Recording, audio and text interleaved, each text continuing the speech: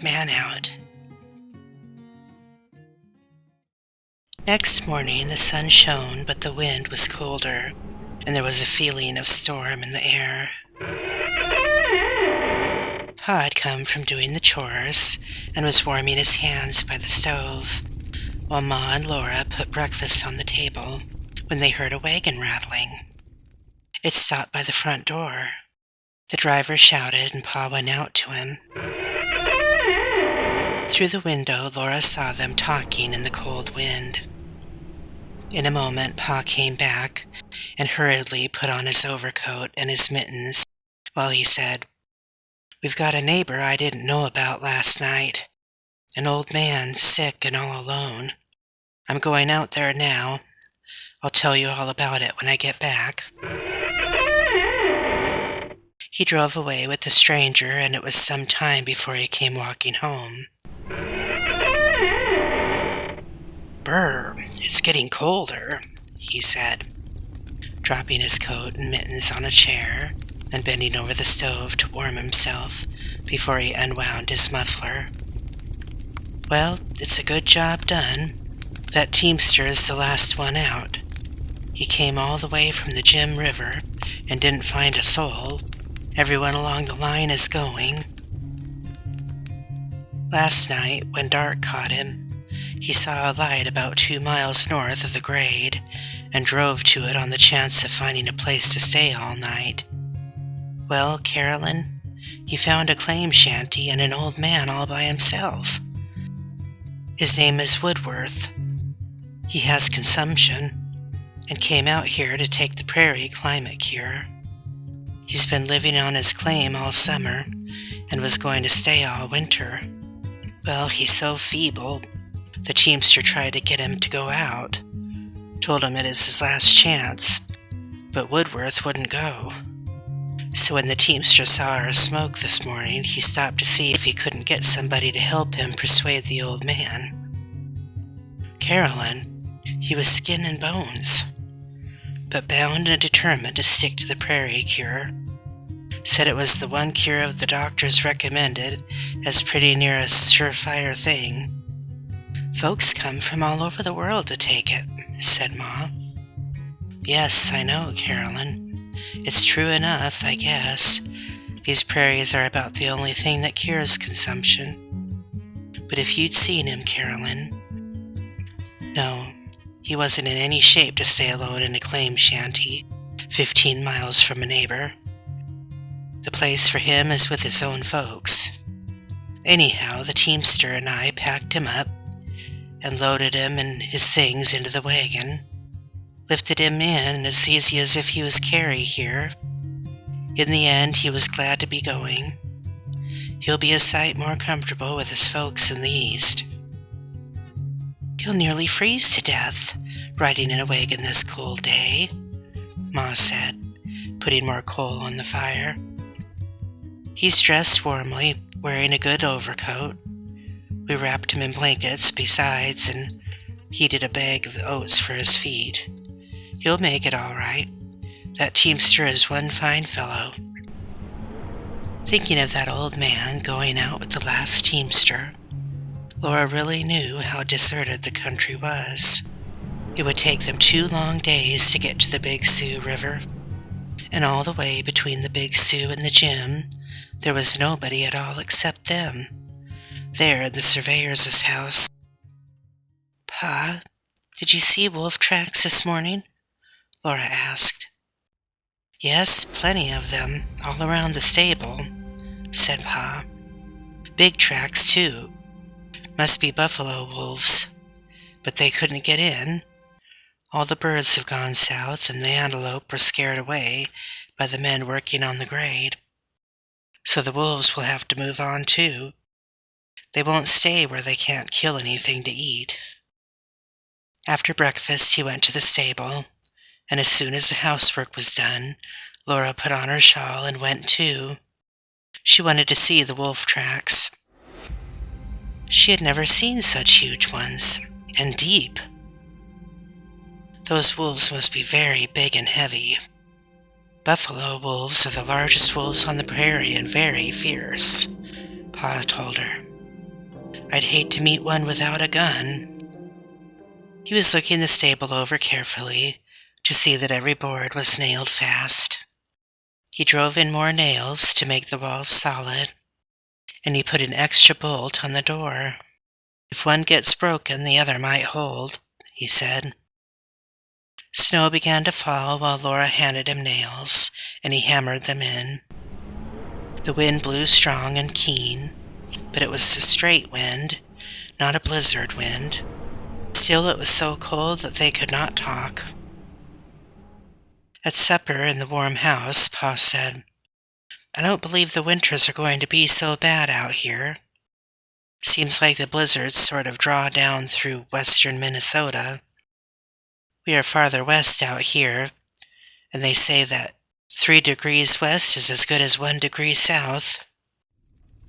After supper, they all gathered in the warmth of the stove. Ma rocked Grace slowly to and fro, and Laura brought Pa the fiddle box. Now the happy winter evenings were begun.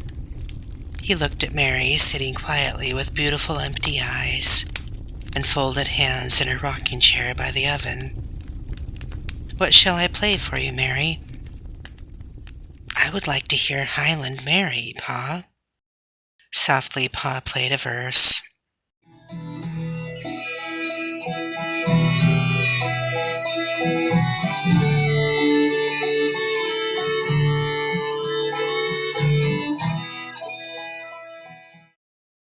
"Now, Mary, help sing," he said. Banks and brazen streams around the castle of Montgomery, green wounds and fabulous tells me strongly when summer first appeared. "It's sweet," Mary said when the last note died away. "It's sweet, but it's sad," said Laura. "I like Coming Through the Rye." "I'll play it," Pa said, "but I won't sing it alone. It isn't fair for me to do all the entertaining."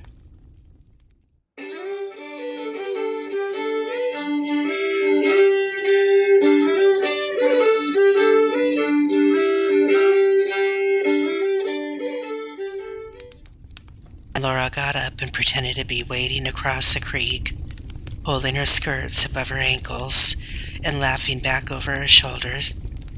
Then Pa's fiddle twinkled short, gay little notes.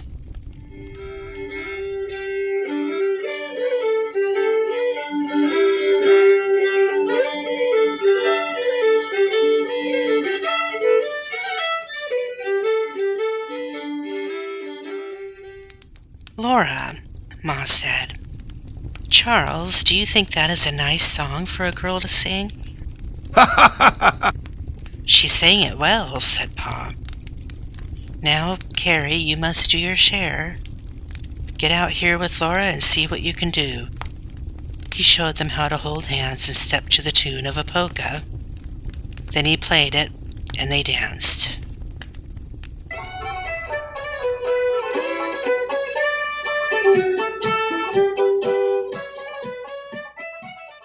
Faster and faster he played, and faster they danced, with higher and higher steps, back and forth and whirling back again, till they were breathless and hot with dancing and laughing. "Now then," said Pa, "try a bit of a waltz." And the music flowed smoothly in gliding long waves. "Just float on the music," Pa sang to them softly. "Just float on the music, glide smoothly and turn." Laura and Carrie waltzed across the room and back, and around the room, while Grace sat up in Ma's lap and watched them with round eyes, and Mary listened quietly to the music and the dancing feet. "That's fine, girls," said Pa. "We must have more of it this winter. You're growing up now, and you must know how to dance. You're going to be fine dancers, both of you." "Oh, Pa, you aren't stopping," Laura cried. "It's long past bedtime," said Pa, "and there'll be plenty more long, cozy evenings before spring." Bitter cold came down the stairway when Laura opened the door. She hurried up the steps carrying the lighted lantern, and behind her Mary and Carrie hurried. There was a little warmth around the stovepipe that came up from the room below, and close to it they undressed, and with shivering fingers pulled their nightgowns over their underflannels. Chattering, they crawled into their cold beds, and Laura blew out the lantern.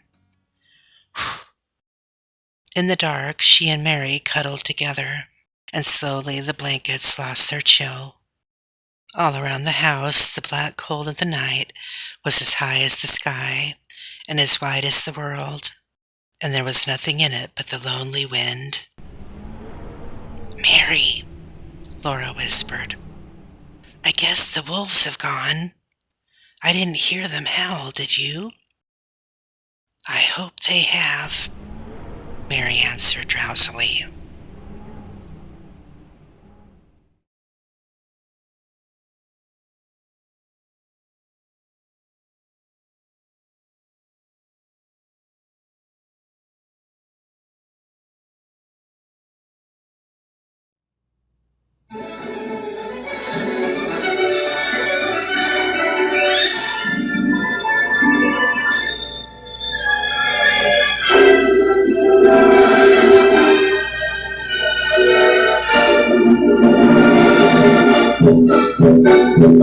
En Colombia, happy land, heavy heroes have won and fought and led in freedom's cause. Fought and led in freedom's cause. And when the storm of war was come, enjoy the peace your bravo won. Let independence be our boast, ever mindful of what it cost, ever grateful for the prize. Let its offer reach the skies. When united let us be, rallying around our liberty. As a land of joy, peace and safety we shall find.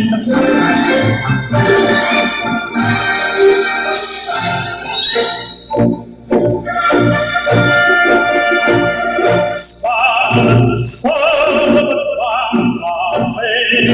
let Washington's great name ring through the world in loud applause. Ring through the world in loud applause. Let every climb to freedom hear.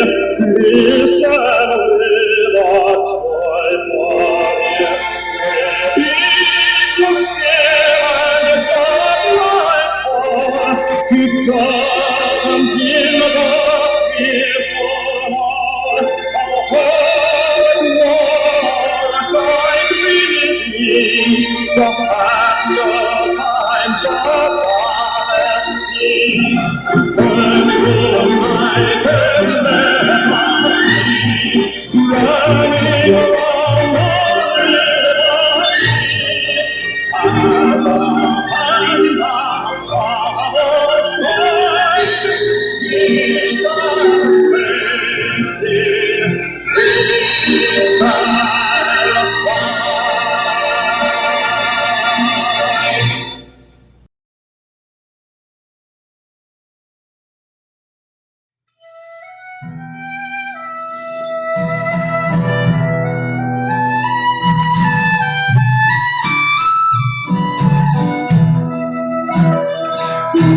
Banks and brazen streams around the castle of Montgomery.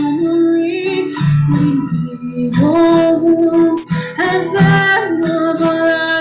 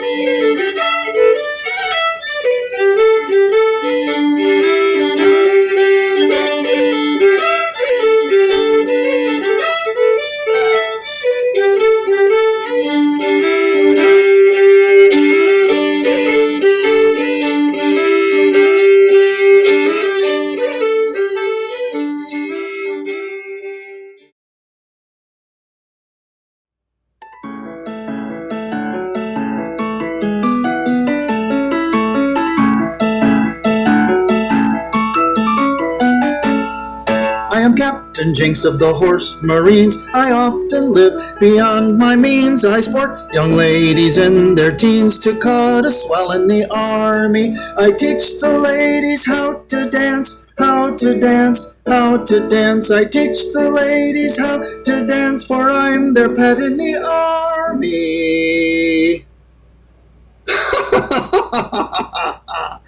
I'm Captain Jinks of the Horse Marines. I give my horse good corn and beans. Of course it's quite beyond my means, though a captain in the army.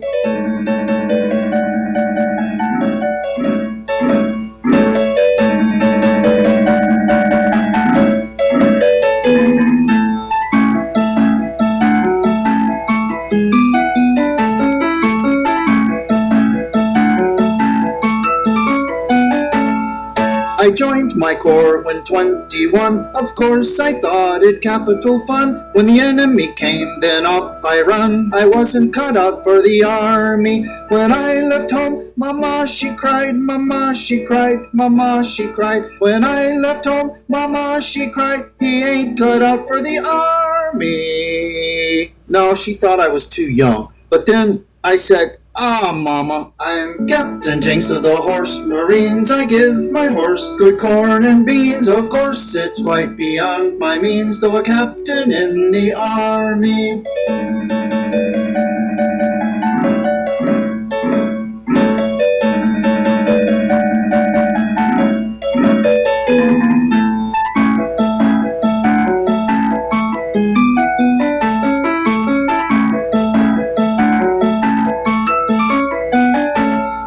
The first day I went out to drill, the bugle sound made me quite ill. At the balance step my hat it fell, and that wouldn't do for the army. The officers they all did shout, they all cried out, they all did shout. The officers they all did shout, oh that's the curse of the army.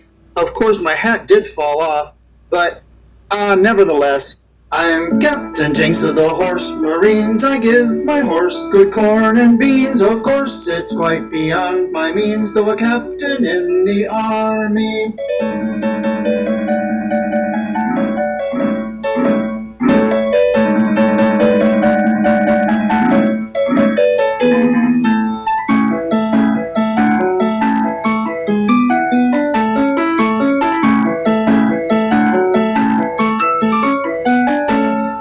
My tailor's bills came in so fast, forced me one day to leave at last, and ladies too no more did cast sheep's eyes at me in the army. My creditors at me did shout, at me did shout, at me did shout. My creditors at me did shout, why kick him out of the army?